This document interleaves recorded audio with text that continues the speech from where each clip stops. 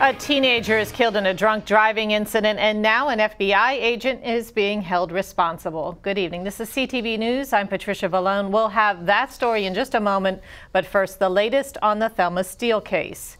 Police have made an arrest in the murder of 92-year-old Thelma Steele. They say her 15-year-old neighbor, William Fitz, is responsible for the crime, and he was arrested on Wednesday. CTV's Natalie Wilson is back in the Forestville neighborhood, where she is learning more about the suspect's troubled past.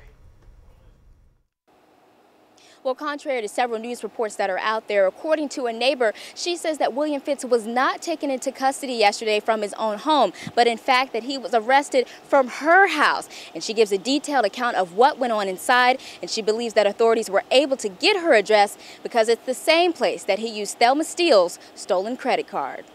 William is a very bad apple that his family don't want to live up to.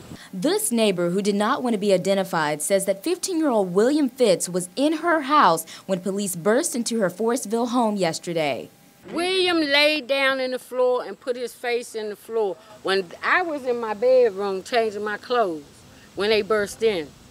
I can't say exactly, but when I came out, he was laying down with his face pressed in the carpet as much as you can get it.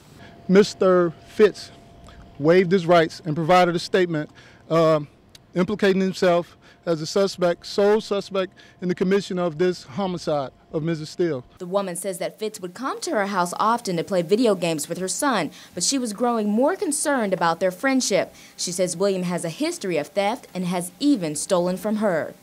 William just stole iPods from me. He just stole money from out my house, watches.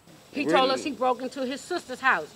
And he sold her laptop to somebody around the corner. He's broken into his sister's house numerous times. And they saying William don't have no ever break-in. He broke in there in February when Miss Steele's house was broken into. It was William. He came up here with some jewelry back in February.